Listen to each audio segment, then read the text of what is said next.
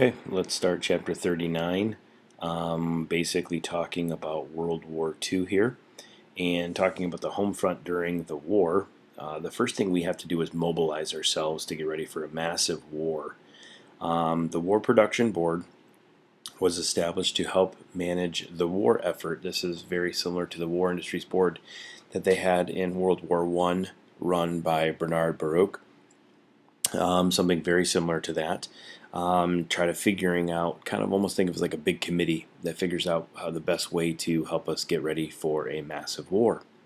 The Office of Price Administration regulated almost every aspect of civilian lives by freezing prices, meaning if a gallon of milk was 50 cents, it could not go above that, it could not go below that, it would have to stay the same.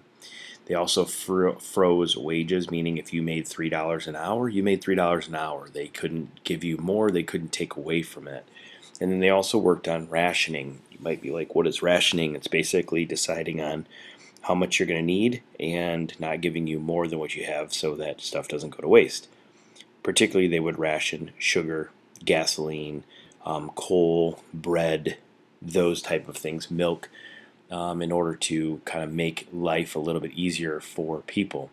Federal spending increased 1,000% between 1939 and 1945, meaning they spent a ton of money during this time. The government could not spend its way out of a depression, and by the end of the war, the government was actually $250 billion in debt, which 5 times more than it was in 1941, meaning in 4 years we spent a lot of money. Now, what are we spending this money on? Well, tanks, guns, armor, food, supplies, clothing, all sorts of stuff that our infantry men and women would need. Unemployment had virtually disappeared in the U.S., mainly because factories stopped making cars and focused on tanks, planes, and ships. American ingenuity and work ethic helped win the war. Americans got a lot of compliments from the British, from the French, from the Russians, at how fast we were able to turn things around and how fast we were able to produce things. Think about stuff in Flint, even the factory plants that were making car parts were making tanks and ships and airplanes. Even here in Michigan, Michigan had a huge role in fighting against the bad guys in World War II. A lot of people actually felt like if an area of the country was going to be attacked, Michigan would be one of those places to stop the massive factories from producing these things that were going to destroy the Germans. But it did help unemployment virtually disappear in the United States. Research and development helped aid the war effort as well. Many science labs and colleges helped the military create new technology to help win the war. That could have been anything from radar, which would basically be like, seeing where airplanes are coming from a distance to a location, and sonar that would help people understand what's going on underneath the water for those U-boat attacks, tanks, or U-boat attacks, sub-attacks, those type of things, to medicine, and were created, not to mention the atomic bomb itself. Many scientists actually fled to America to assist the war effort.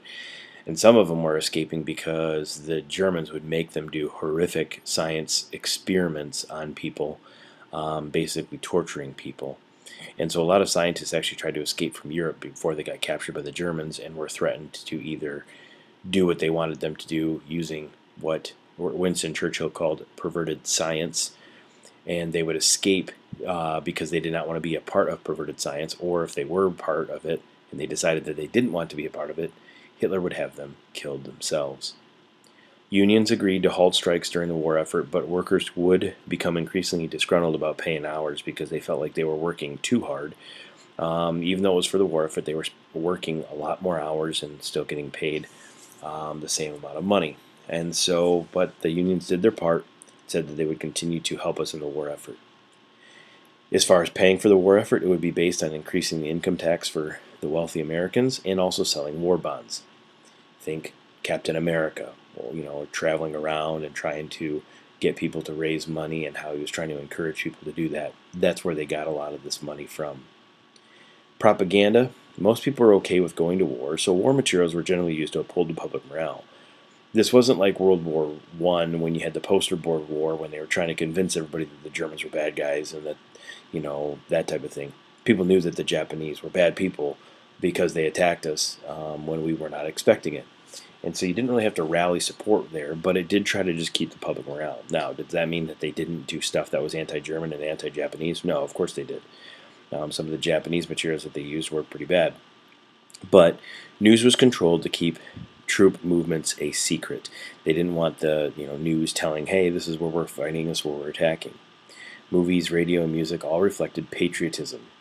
And a lot of times this war is known as the Good War, as it focused on democratic ideals and getting rid of the deviousness of the Japanese, as well as the horrible part that the Nazis played in this role in this war. And so therefore, trying to get rid of the Nazi ideals was part of this. Now, as far as the war's impact on society, many moved to the Midwest and California for manufacturing jobs because those jobs were readily available, and this is still towards the tail end of the Great Depression, so people really, really wanted them to be able to create more jobs that way. Over 1 million African Americans left the South for jobs in the North, and over 1 million African Americans also left home to actually serve in the military. Discrimination continues to be an issue, but you did have dozens of riots in New York City and Detroit as a result of white urban areas, meaning white areas in the city, being met with African Americans moving to those areas for jobs, and it created a racial tension. Eventually, in the 1950s, you're going to have a lot of those white individuals that are going to leave the inner city areas and create the suburbs, and this is what they called the white flight, but that did not happen until about the 50s.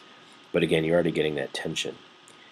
Now, V for Victory was a common thing. That's that classic picture of Winston Churchill holding up what we would consider the peace sign, but that didn't actually mean peace until around the 1960s with the hippie movement. But double V for Victory was victory in the war and victory over racism. This is something that African Americans would kind of support. And they were thinking if we were able to help show that we could fight in the war effort, that we ourselves would probably not have to end up being racially unequal. And that was kind of what they were going for. The Congress of Racial Equality, or CORE, was formed in 1942 to support African American interests to make sure that they were still being hired for a lot of these factory jobs. Mexican Americans worked in defense industries, meaning like creating missiles, creating guns, that type of thing, and over 300,000 served in the military. A new program actually allowed Mexican farm workers, known as braceros, to enter the U.S. in the harvest season without going through formal immigration procedures, basically meaning they could cross our borders during the harvest time to help people grow stuff to make money, and then they could go back when they wanted to. And they didn't have to become a formal, like legal alien or an actual immigrant themselves that would become a citizen. This would also lead to tensions in the LA area in what was called the Zoot Suit riots in 1943, where you had riots that were racially caused by racial tension between whites and Mexicans. American Indians also helped in the war effort. 25,000 helped in the military and many more in defense industries. They also helped with passing secret codes. This is kind of a really cool thing. I believe there's a book and a movie called Wind Talkers. I think Nicolas Cage is in it. But what it did is it went through the background of Native Americans, and what they were able to do is they used their ancient languages, and the Germans couldn't detect the codes because they didn't know them. They didn't know any Germans. You didn't have Native Americans going to Germany, and so that's how we used actually to be able to communicate back and forth. We actually used Indians, Native Americans, to be able to use their language and speak their language and pass codes back and forth. And some pretty cool stories came from that. As far as Japanese Americans, they were treated very poorly, mainly due to association.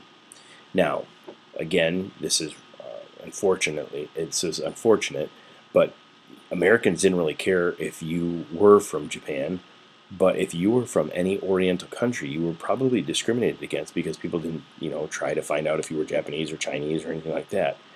And so they were treated very poorly. Most of this stuff is on the West Coast.